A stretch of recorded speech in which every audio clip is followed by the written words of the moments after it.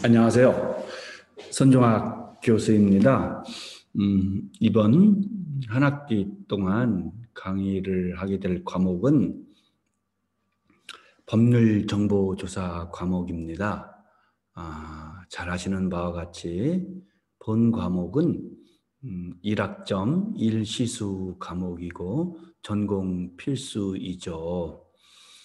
학점이 이제 많지도 않고, 그다음에 또 평가 방식도 성적 부여가 아니라 합격이냐 불합격이냐, 소위 말하는 패스냐 페일이냐로 갈리는 과목이죠. 그러다 보니까 학점 시수도 낮고 시험도 상대평가가 아닌 합격 여부만을 판단하는 과목이다 보니까 우리 학생들이 실은 이 시간을 좀 이렇게 어떤 막 열의를 갖고 이렇게 접근하지는 않았던 것 같아요. 여러분들 선배들입니다. 쭉 보면은. 그래서 많은 교수님들도 이 과목에 대해서 어려움을 겪고 있어요. 그 어려움을 가정시키는 또 다른 이유는 이 본 과목에서 15주 동안 진행되는 이 과목에서 과연 무엇을 가르쳐야 될 것인가 하는 부분에 대해서 아직까지도 노스쿨 내부에서 정체성이랄까 아이덴티티가 제대로 정립이 안 돼 있기도 하기 때문에 교수 입장에서도 이 과목을 맡아서 강의를 하기가 쉽지가 않은 거예요. 그래서 어느 학교나 우리 학교뿐만 아니라 다른 로스쿨에서도 이 과목을 많은 교수님들이 맡고 싶어 하지를 않아요. 애매하기도 하고 뭐 가르친도 잘 모르겠고 학생들 반응도 그렇고 그러다 보니까 많은 교수님들이 굳이 어쩔 수 없는지만 들 수는 있어도 굳이 막 나서서 맡고자 하는 그런 성격의 과목은 아니에요. 근데 저는 생각이 조금 달라요. 우리가 이제 노스쿨이 10년 좀 넘어서 완벽하게 정착이 안 돼서 그렇기는 하지만 이 법률정보조사 과목이야말로 법률가가 되는 첫걸음이다. 이렇게 저는 생각을 하거든요. 외국의 미국의 로스쿨을 보더라도 그래요. 이게 일종의 노이어링 그 과정이거든요.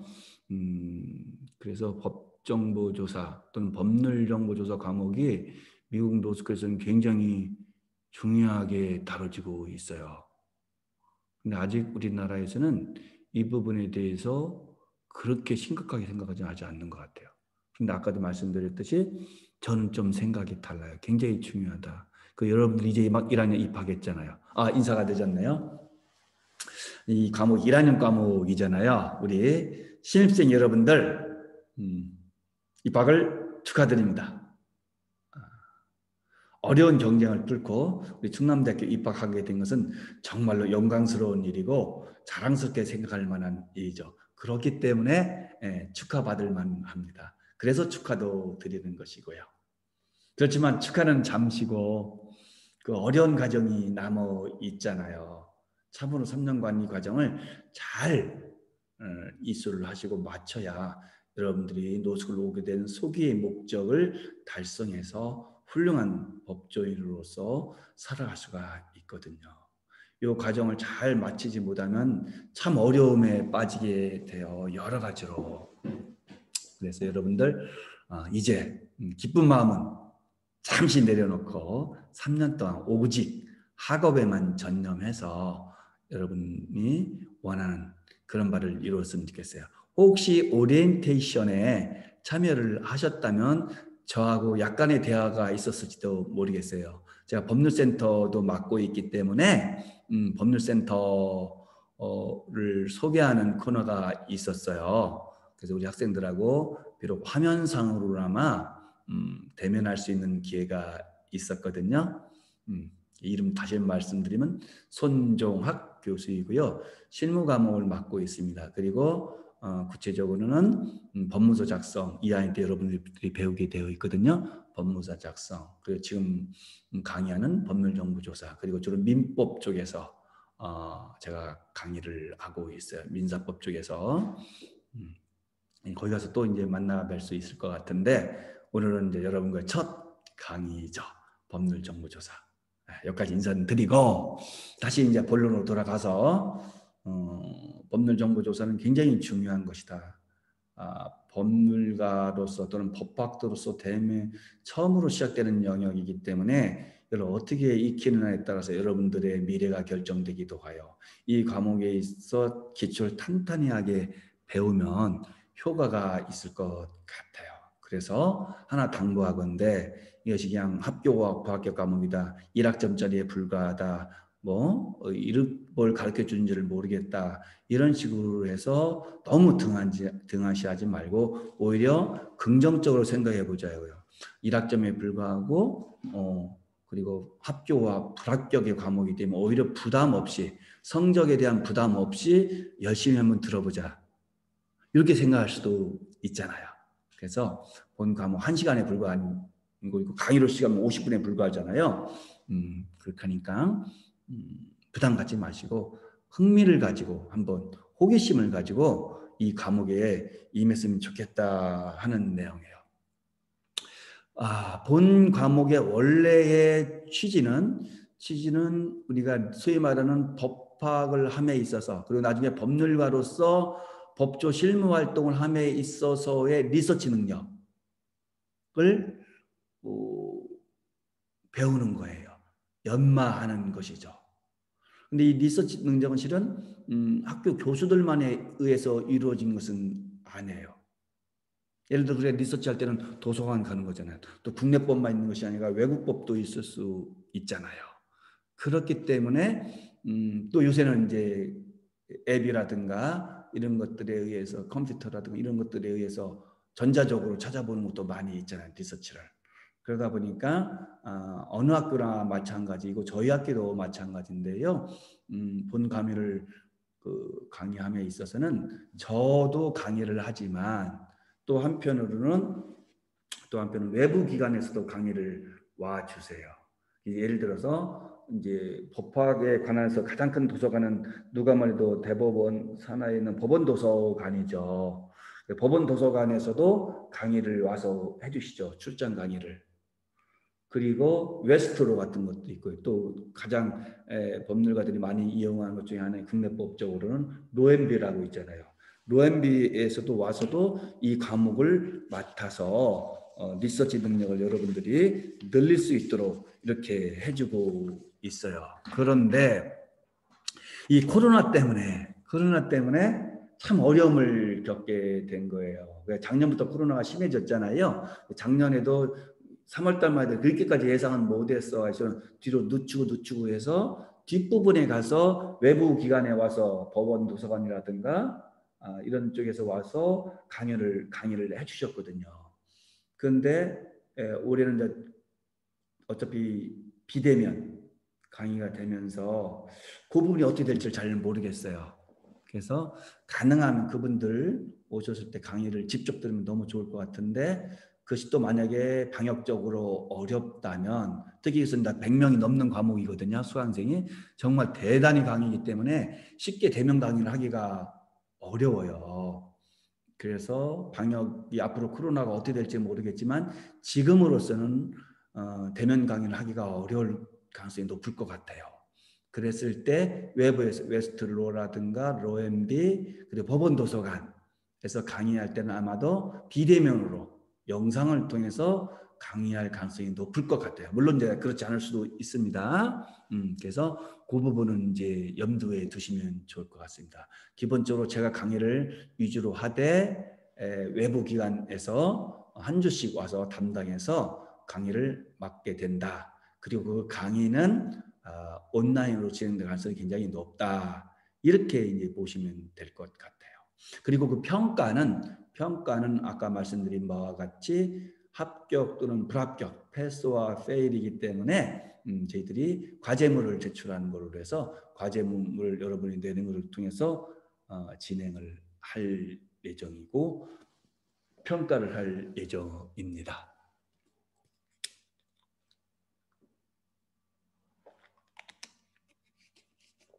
그래서 15주 동안에 일어나는 일들은 약간 좀 더 구체적으로 말씀을 드리면 오늘 첫 주죠. 1시간짜리에서는 강의 방법과 평가 방법 이런 것들을 중심으로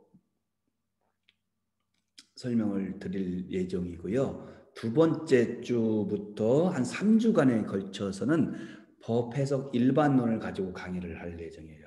이것은 뭐냐면은 종전에는 잘 시도하지 않았던 건데 제가 작년에 한번 코로나로 인해서 외부기관 강의도 어렵고 그래서 제가 한번 법 해석에 대해서 한번 짧게 한 주에 걸쳐서 강의한 적이 있었어요.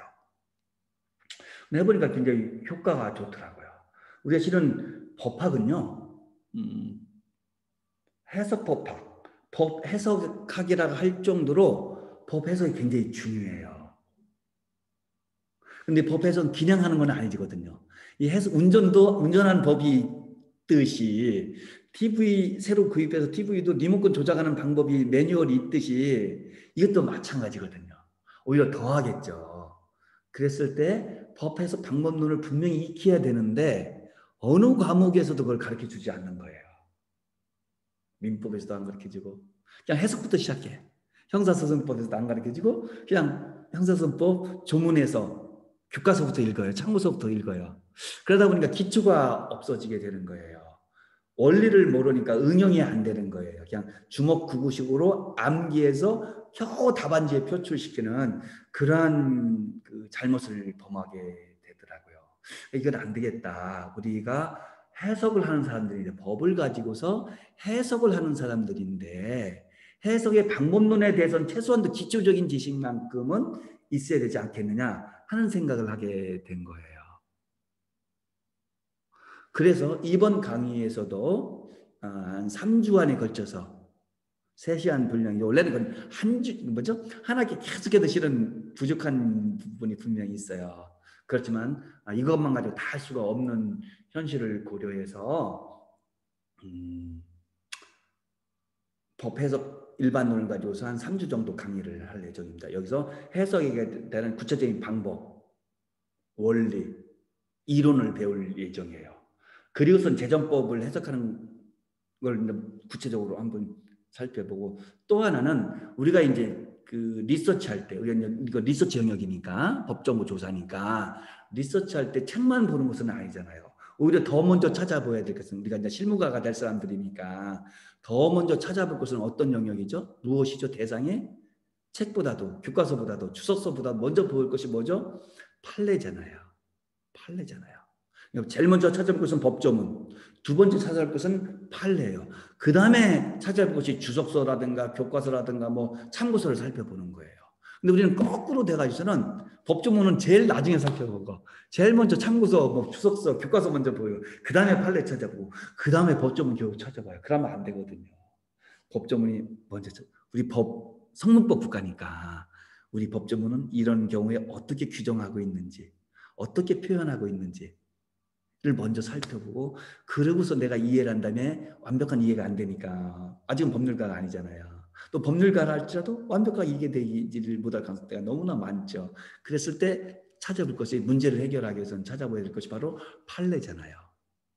그 다음에 더 찾아볼 것이 이제 이론적인 면에 있어서의 교과서라든가 주석서라든가 외국법 자료라든가 이런 걸 벌써 완벽하게 이해를 하고 구체적인 사건에 적용을 시키는 거잖아요. 그런데 우리가 판례를 봄에도 불구하고 판례를 결론만 외워요.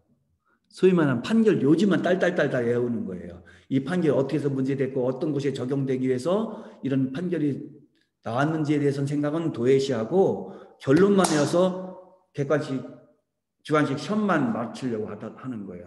그러다 보니까 깊은 이론이 없이 비하인드가 없이 기초가 없이 그냥 모래 위에 집을 짓는 그때그때 주먹구구로만 문제를 해결하려고 하는 것이 되다 보니까 실력도 안 늘고 나중에 실무 나가서도 능력 있는 변호사라는 얘기도 못 듣는 거예요. 그랬을 때 1학년 막 입학한 학생들이 여러분들 앞으로 판례를 깊이 있게 공부를 해야 되는데, 그러기 위해서는 판례를 읽는 법을 먼저 배워야 되겠다. 판례는 어떻게 구성되고 판례가 말하는 이 용어는 어떤 의미인 것인지, 그리고 이 형식은 왜 있는 것인지에 대해서 우리가 좀 공부를 해야 되겠다 하는 생각을 하게 된 거예요. 그래서 아까 말씀드렸듯이 한 3, 4주에 걸쳐서 3주 내지 4주에 걸쳐서 법의 해석 일반론 또는 재정법의 해석을 우리가 강의를 하고요. 그 다음에 이제 이어서 강의할 것이 바로 판례를 해석하는 것, 판례를 읽는 법이라고 볼 수 있죠. 판례를 읽는 법. 판례를 읽는 법을 제가 또 몇 주에 걸쳐서 한 2주 내지 3주, 지금으로서 예정은 2주로 하고 있거든요. 2주 정도 이제 강의를 할 예정이에요. 근데 이것이 만약 여러분들한테 좀 더 도움이 될 것 같다 그러면 한 주 정도, 그러니까 1시간이겠죠? 좀 늘어날 수는 있어요. 그러나 기본적으로는 한 2시간에 걸쳐서, 하나는 하급심 판결서를 중심으로 강의를 해드리고 읽는 법을, 두 번째는 대법원 판결 저를 기초로 해서 강의를 할 예정입니다. 이것이 이제 맞춰지면 이제 외부 강연으로 들어가는 거예요. 그래서 법원 도서관, 노엠비 웨스트로 3개 기관에서 와서 여러분들에게, 또는 아까 말씀드렸듯이 코로나로 인해서 어려움이 있을 때에는 화상으로 강의를 할 예정입니다. 다만 그 순서는, 강의 계획서에는 법원 도서관, 그 다음에 로앤비, 웨스트로 되어 있지만 외부 기관들이기 때문에 일정이 좀 조절이 필요할 수도 있어요. 또 하나는 이 기관이 우리 대학만 오는 것이 아니라 전국 25개 로스쿨을 모두를 다니고 있습니다. 그러다 보니까 우리 학교의 일정만 이렇게 주장하기는 어렵죠. 그래서 다른 학교와 일정도 조율하고 이 사람들의 입장도 조율을 해줘야 되기 때문에 일단은 법원 도서관, 노엠비, 웨스트로 순서로 하기로 하되, 또 시점도 9주, 10주, 11주에 하기로 하되 변동될 수가 있다. 순서가 바뀔 수도 있고 주차가 좀 땡겨질 수도 있고 좀 늦어질 수도 있다. 이것은 여러분들이 양해를 해 주셔야 됩니다. 제가 하는 강의가 아니고 우리 외부에서 하는 강의고, 우리 대학만 하는 것이 아니고 전국 25개 로스쿨 모두에 관계되는 것이기 때문에 그렇습니다. 그리고서 이제 나머지 주, 한 4주 정도가 남죠. 그 중에서 3주 정도는 발표 및 강평을 할 예정이고, 마지막 15주는 최종 강평을 할 예정입니다. 누가? 제가. 발표는 여러분들 이제 과제물을 냈을 때 과제물을 이행을 해야 되잖아요. 그때 그 과제물을 가져서 발표하는 형식으로 진행을 하는데, 이것은 이제 동영상 찍어서 하기는 어렵기 때문에 어떻게 할까 고민이긴 한데, 지금 생각은 그때는 줌으로 좀 해볼까. 우리 학생들이 같이 듣고 발표하고 제가 코멘트하고 하는 형식으로 하면 어떨까 하는 생각을 하고 있습니다. 이것도 이제 완벽하게 지금 정리된 것은 아니고 상황에 따라서 조금 가변적이다, 이렇게 말씀을 드리고 싶습니다. 그리고 이제 15주 때 강평하는 형식으로 진행을 할 예정입니다. 그리고 강평 끝나고 나면은 여러분들이 이제 발표했고 제출했던 과제물을 가지고서 성적을, 합격과 불합격을 결정하는 방식으로 진행을 할 예정입니다.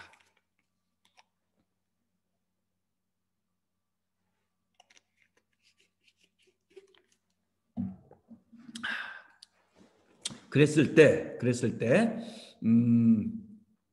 교재는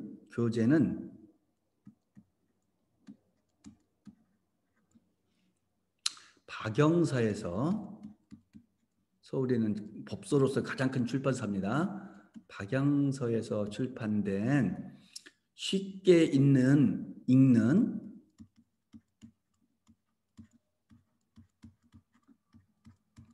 입법과 법해석입니다.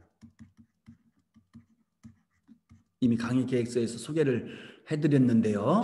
쉽게 읽는 입법과 법해석이라는 교재를 가지고서 진행을 하고, 발표도 여기에 나와 있는 자료를 가지고서 발표하는 것으로 할 예정입니다.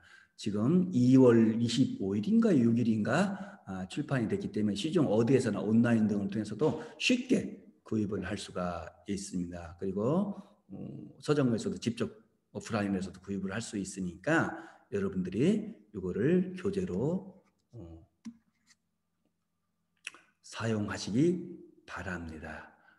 요 중에서도 아까 말했던 법 해석 일반론, 그다음에 대법원 판결문 읽는 법, 해석하는 법, 그리고 하급심 판결문 구성과 해석하는 법, 판결문을 해독하는 법, 해독하는 법이겠죠.에 대해서 상세하게 규정되어 있고 중요한 자료들이 많이 있어요. 그리고 일반론적인 법 해석 방법론을 떠나서 구체적인 과목, 예를 들어서 주요 법이 있잖아요. 이제 민법 다 중요하지만 민법, 그다음에 형법, 그리고 민사소송법,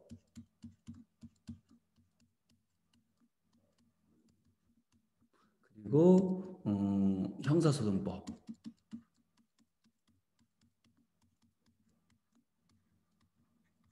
그리고 법 중에 법이라 할 수 있는 헌법, 그리고 많이 활용되는 행정법,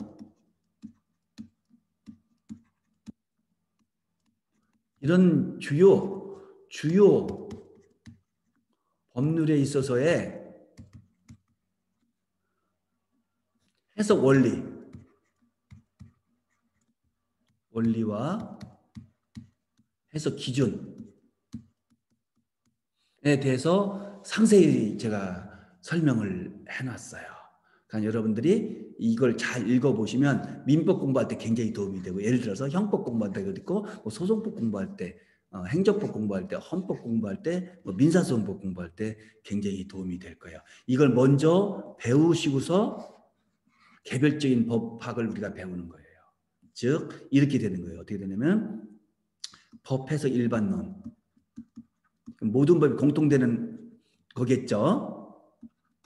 일반론을 배우고, 그리고 순서가 두 번째가 판결 읽는 법을 배우고, 대법원 판결, 하급심 판결, 주로 이제 대법원 판결이 되겠죠. 우리는 주로 대법원 판결 중심으로 공부를 하니까, 그죠? 세 번째가 이제 개별 법률, 근데 요거 말했던 해석 원리와 기준을 배우는 거예요. 그리고서 이제 네 번째로 마지막으로 구체적으로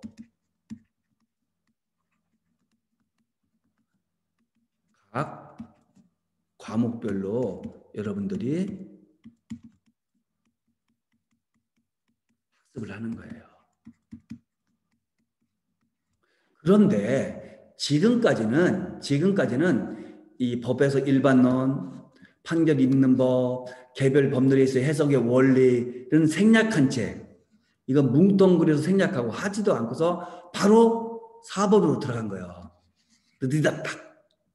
그러니까 아무런 준비도 없이, 사전 지식도 없이, 해석을 어떻게 하는 법도 모른 채 그냥 해석을 읽기만 하는 거예요. 해석된 책을, 참고서를 강의만 듣기만 하게 되는 거예요. 이래서는 아무런 효과가 없거든요. 그래서 제가 특별히 이번 법률정보 이번 학기부터 지난 학기에 약간 시험을 해봤다고 했잖아요. 효과가 좋고 반응이 굉장히 좋았어요. 여러분 선배들로부터. 그래서 이번 학기에는 이걸 좀 더 분량을 넓혀서 실질적으로 법률 정보 조사를 할 수 있도록 하게 한 거예요. 이제 이걸 과정을 이수하게 되면은 여러분들이 법정보 조사 능력도 익히게 되고, 플러스 각 개별 법학을 공부함에 있어서의 어떤 기초 지식을 알게 돼서 쉽게 접근할 수 있고 쉽게 익힐 수 있는 기반을 만들 수 있다, 이렇게 볼 수가 있게 되는 것이죠. 이해되셨죠? 그래서 그런 내용으로 규정되어 있기 때문에 제목은 입법과 법 해석이지만 입법 부분은 굉장히 적어요. 한 10분의 1 정도 돼요. 입법이 어떻게 이루어지는지 정도로 여러분이 아셔야 돼요. 왜냐하면 우리는 법이 만들어진 걸 가지고서 해석하는 거잖아요. 그런데 만들어진 것이 어떤 과정을 거쳐서 만들어지는지도 모르고서 느리다 딱 바로 해석만 하면은 한계가 있거든요. 우리가 법 해석을 할 때 이 법이 어떻게 만들어진 과정을 알고서 해석하면 좀 더 정확하고 적합한 해석을 할 가능성이 높아지는 거거든요. 그렇잖아요. 지금까지 우리는 이 법을 배우지도 않았어요. 로스쿨 과목이 없었어요. 이번 과목은 못 만들어냈지만 거기에 조금 있으니까 이 법의 일반적인 흐름, 과정, 절차도가 나와 있어요. 그 부분도 여러분들이 참고해 보시면은 굉장히 도움이 될 거예요. 여러분들 지금 당장 참고서 보지 마세요. 지금 당장 문제 한두 개 또 풀 수 있어요. 그러나 그건 아무 의미가 없는 거예요. 아무 의미가 없는 거예요. 그래서 기초부터 원리부터 하고 그 다음에 공부하기 시작하면은 가속도가 막 붙어요. 처음에는 뒤처진 것 같은데 금방 따라잡아요. 오버테이크 하는 거예요. 그런데 기초가 없이 하면은요, 테니스, 뭐 골프, 무슨 뭐 수영 똑같은 거예요. 기초 없이 당장 막 물속에 들어서 하고 싶죠. 그 개헤엄 되는 거잖아요. 테니스도 폼 없이 해오면 겨우 넘기다가 끝나잖아요. 근데 좀 늦더라도 폼 열심히 배우고 익히고 그렇게 하면 이제 나중에 실력이 확 늘어나는 거잖아요. 그게 아마추어와 프로의 차이가 그거잖아요. 여러분들은 프로가 되기 위해서 로스쿨을 들어온 거잖아요. 그래서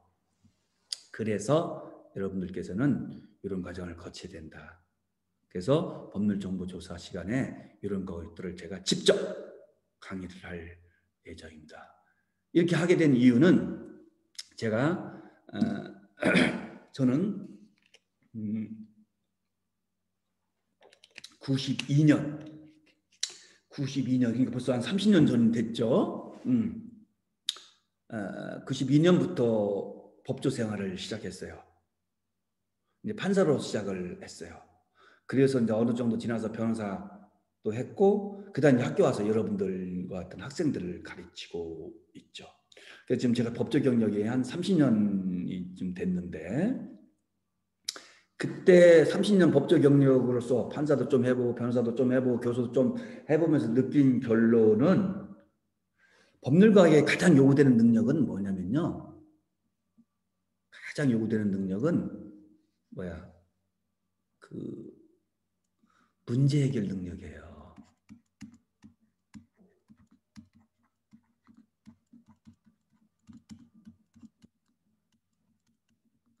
어떤 문제냐? 법적인 문제죠, 당연히. 법적 문제예요. 그런데 이 법적 문제는 어떻게 해결되냐면 3단 논법을 거치게 되어 있어요.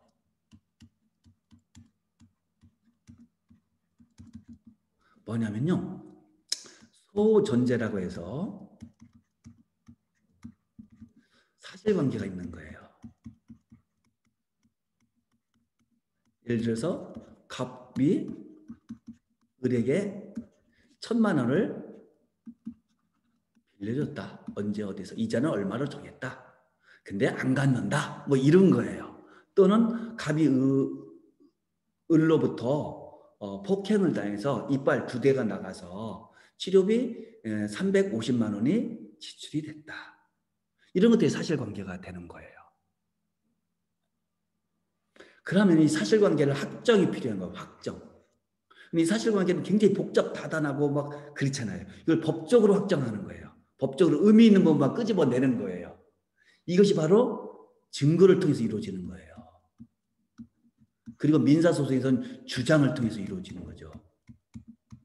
변론주의가 이거죠, 바로. 민사소송법에. 이 변론주의를 거쳐서 사실관계를 확정하는 거예요. 확정. 이해됐죠? 그러면 A라는 사실관계가 이제 확정이 되는 거예요. 그러면 이 사실관계가 확정되면 여기에다가 관계 법률을 적용하는 거예요. 그 적합한 법률을 찾아서 적용하는 거예요. 이건 대전제라고 하는 거예요. 이해되셨죠? 그래서 예를 들어서 아까 뭐 1,000만 원을 빌려줬다. 그러면 민법상에 이것은 뭐 소비대차다. 소비대차는 민법 몇 조에 규정되어 있으니까 어떻게 규정되어 있다.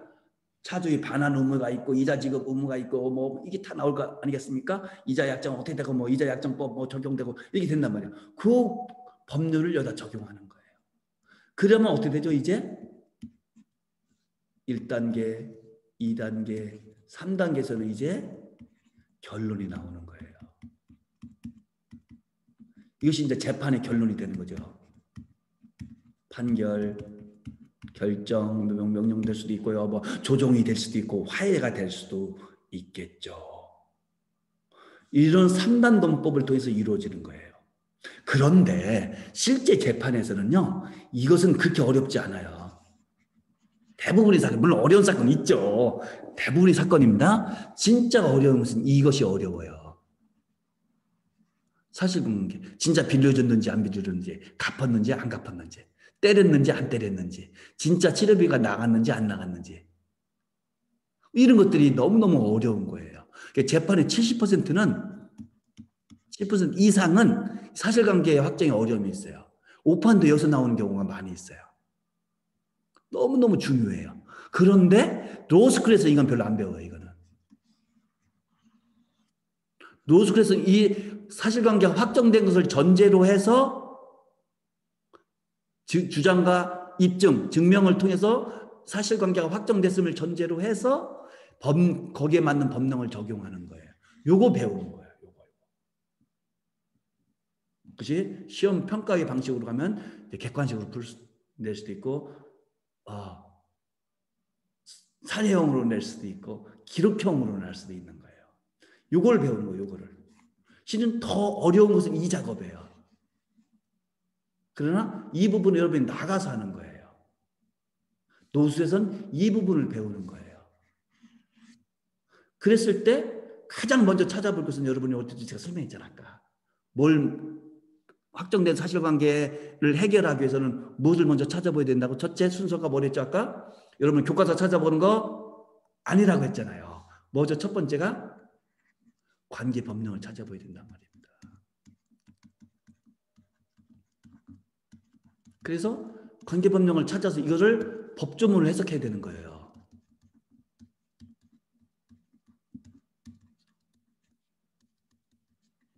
그래서 법 해석이 필요한 거예요. 법조문을 찾아봐야 되거든요. 나중에 자세히 설명할 겁니다.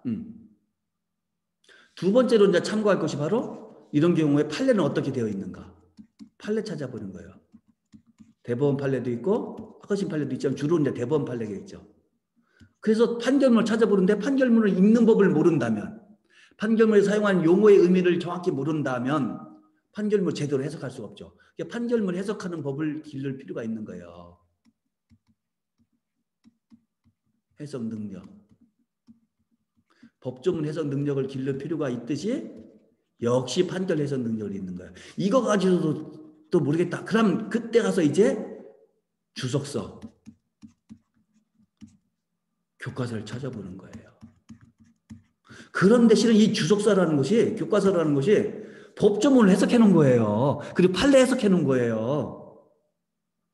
그러니까 나 혼자 해석하기 어려울 때 다른 사람은 어떻게 해석했는가 하는 것을 보여주는 거예요. For example. 이해하셨죠? 그렇기 때문에 법조문 해석 능력과 판결문 해석 능력이 너무너무 중요하다는 거예요. 이걸 여러분들이 실감을 해야 되는 거예요. 제가 특별히 법조문 시간에 강의를 해주겠다는 거예요. 그래서 이번 겨울방학 때 지난 12월부터 1월, 2월 사이에 제가 방학 때 진짜 열심히 해서 이 책을 내게 된 거예요. 그래서 한번 외부에서 살짝 강의를 해봤어요. 다른 대학 노스쿨에서 특강 형식으로. 아주 좋았어요. 반응이. 여러분들도 만족을 하실 거예요. 유익하다라고 느끼실 거예요. 이해되셨죠? 그 교재를 잘 통해서 잘 읽어보시고 제 강의를 잘 듣고 거의 실수까지 나와 있거든요. 주요 판례를 대법원 판례를 중심으로 해서 여러분이 해석하는 것을 적용해 볼 수 있는, 실습해 볼 수 있는 코너까지 있어요. 그래서 이번에 한번 해보는 거예요. 여러분들 그 교재를 잘 활용해 보십시오. 네, 좋을 겁니다. 요거 배우는 거예요. 요거. 여기서 이제 딱 그 스마트한 학생은 하나 다 깨달을 거예요. 아, 그러면 수업 시간에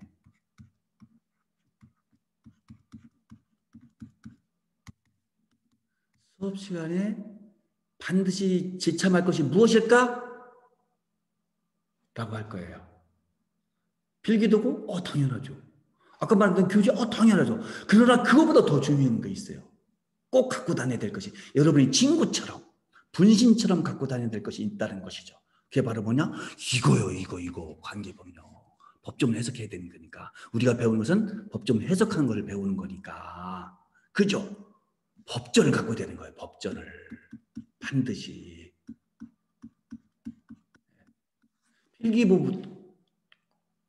필기구보다 더 중요한 수가 있는 거예요. 법전은 꼭 갖고 다니세요. 제 과목뿐만 아니라 다른 과목 모두가 마찬가지예요. 특히 개별적인 법 배울 때는 더해요. 민법, 형법 배울 때는 더 심한 거예요.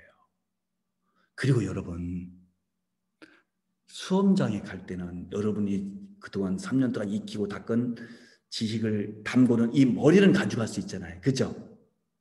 나머지는 못 가져가잖아요. 근데 우리가 유일하게 가져가서 참고할 수 있는 게 있어요. 그게 뭐죠? 바로 이 법전이잖아요. 그런데 평소에 법전을 살펴보는 것을 습관화들이지 않잖아요. 수험장에서는 시간 부족하죠. 당황스럽죠. 막 스트레스 쌓이죠. 그렇기 때문에 법전을 못 찾아요. 극단적으로는 법전만 잘 찾아서 해당되는 법조문만 잘 발견해서 그 법조문만 내가 임의로 해석하더라도 쓰기만 해도 과락을 면할 수 있는데 이걸 못해서 과락으로 여러분 변호사 시험 떨어지는 학생이 한두 명이 아닌 거예요. 이게 우리의 총이고 무기인 거예요. 이건 우리가 어떻게 보면 컨닝 수단인 거예요. 합법적인. 그만큼 중요한 거예요. 그런데 아까 말씀드렸듯이 훈련이 안 돼 있으면 법전 주어도 못 찾아봐요. 어디요? 이 해당되는 임대차 이게 매수 청구권 또는 그 형법상에 이게 이 방화죄 몰라. 물론 상해죄 미수가 있나 없나? 경합범에 관계된 처리 규정을 몇 조에 있더라? 어디게 있더라? 특히 형사소송법 있잖아요. 이건 진짜 몰라요. 형사소송법은 구속영장이 저희 법원 단계에서 나오거든요. 수사 단계에서 나오는 것이 아니고 진짜 헷갈리는 거예요. 그럼 시간 다 가버리고 아무것도 못 써요. 법전 내용만 찾아서 법조문만 풀었어도 국어 실력 가지고서 국어 사전 정도 실력으로 풀어만 써도 과락을 면할 수 있을 때 과락을 못 면하는 거예요, 여러분들. 이거 진짜 중요한 거예요. 그래서 제 수업 시간뿐만 아니라 모든 수업 시간에는 반드시 법전 먼저 찾아봐서 해당 법조문을 먼저 찾아봐야 되는 거예요. 그 다음에 판례 공부하십시오. 그 다음에 교과서 보시고 그 다음에 부족하면 참고서 보세요. 여러분들 참고서는요 일단 달아요. 왜 그런지 아세요? 다 가려운 데를 먼저 긁어주는 것 같거든요. 그걸로 끝이에요. 엿먹다 끝나요. 기초가 없어요. 내 스스로 해석할 능력이 없어요. 다른 사람이 해석한 것을 참고하지 않고서 나는 움직일 수 없는 존재가 되는 거예요. 그게 무슨 법률가예요. 그 사람 누가 인정해줘요. 하나도 인정 안 해줘. 이 법은 너무나 많고 복잡하기에요. 수없이 바뀌어요. 해당 법조문 내용 알았다가 내년에 바뀌어서 또 금방 옛날 지식이 돼요. 아웃 오브 데이트예요. 필요가 없어요. 판례도 바뀌어요. 그런데 해석하는 방법을 알게 돼요. 법조문 찾는 능력을 알게 되면 여러분들은 언제나 유능한 법률가가 될 수 있고 시험도 쉽게 합격할 수가 있는 거예요. 그래서 제가 이거를 강조하는 거예요. 여러분들. 이해되셨죠? 굉장히 중요한 거예요. 이렇게 진행된다. 가시고 마지막 하나 더 제가 여러분들 공부 팁을 드릴게요. 그럼 공부는 도대체 어떻게 할 것인가, 법학 공부를. 법학을 좀 한 학생도 있고 안 했던 학생도 있을 거예요. 했던 학생도 마찬가지예요. 제 말 잘 들으세요. 아까 사실관계 확정이라 했어요. 확정이라 했어. 그 여기다가 그죠? 법령을 적용하는 거예요. 그러니까 갑이 을을 폭행해서 2주에 상해를 입었다. 치료비 뭐 500만 원이 들어갔다. 라고 했을 때 민사로 접근할 수 있어요. 손해배상. 예를 들어서. 그죠? 형사로 접근할 수 있어요. 상해죄. 맞죠? 사안 하나에 민법, 민사소송법, 형법, 형사소송법이 적용돼요. 교통사고 한번 볼까요? 교통사고. 갑이 음주운전으로 운전하다 을을 쳤다. 부상을 입었다. 그러니까 민사도 있고 형사도 있죠. 행정도 있어요. 공법 병역도 있어요. 뭐죠? 면허 취소라든가 이런 것도 있는 거예요. 그죠? 이건 공법의 영역이에요. 또 하나 있어요. 이게 공무원 같은 또 징계가 있어요. 징계가 이루어요. 징계가 오히려 처벌보다 무서울 때도 있어요. 해임당하고 정직당하니까. 그러니까 연금하고 또 연결되기도 해요. 파면 해임 같은 경우에. 연금하고도. 다 공법이거든요. 다 공법이에요. 고소했는데 또 이거 뭐 기소유예 나왔다. 나는 무죄라고 주장하는데 때린 적이 없는데 예를 들어서. 이럴 때 어떨 것이냐. 헌법소원 갈 것이냐 어떨 것이냐 뭐 이런 것들에 예를 들어서.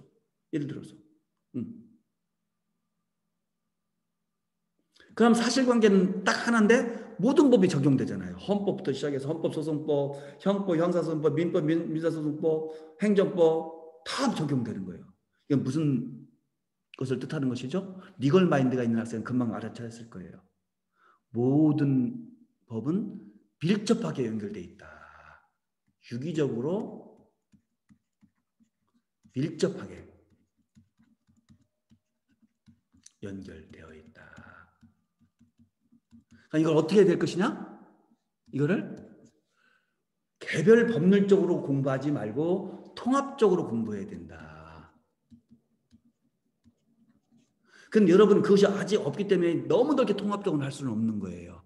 최소한도 민사는 민사적으로 접근해야 돼요. 형사는 형사적으로 접근해야 되고 공법은 공법 정도로는 접근해야 돼요. 옛날 사법시험 시대에는요. 민법만 하더라도 물권법 따로 배우고 채권법 따로 배우고 뭐 가족법 따로 배우고 그 민법정치 따로 배우는 거예요. 로스쿨 시대는 민법뿐만 아니라 민사소송법이랑 같이 배워야 되는 거예요. 추상적이고 일반적인 권리가 구체화되고 현실화되는 것이 과정이 절차법이거든요. 그게 소송법이거든요. 근데 이 소송법을 모르면 실제법을 제대로 이해할 수 없는 거예요. 그리고 실제법을 제대로 보면 소송법을 제대로 적용 못하는 거예요. 저는 사법시험 세대인데요. 사법시험 공부해 보니까 먼저 되게 민법을 공부하죠. 재밌어요. 어렵기도 하지만. 그리고 실력이 붙은 것 같아요. 근데 보니까 민사소송법을 다음에 이어서 공부했어요. 민소법을. 이게 지금까지 내가 반쪽짜리 공부를 했던 거예요. 민소법을 해보니까 비로소 내가 응? 동시행이 뭔지도 알게 됐고요. 제척기간이 뭔지도 알게 됐고요. 정확히 알게 됐고요. 소멸시효가 왜 문제되는지도 알게 됐고요. 다 알게 됐거든요. 그건 실은 실제법도 지식인데 절제법에 가서 써먹는 것들이거든요. 그래서 이제 민법하고 민사소송법에 나는 이제는 어느 정도 이게 이제 수준이 됐어 라고 생각했어요. 근데 웬걸 사법연수원 들어가 보니까 이 자체가 이미 반쪽짜리에 불과하더라고요. 실무를 안 해보니까 또 꽝이더라고요. 이건 설사 절차법도 이론이었던 거예요. 근데 실무를 안 해보니까 제대로 이론을 몰랐던 거예요. 부정확하게 이해하고 있었던 거예요. 이해되셨죠? 무엇을 얘기하냐?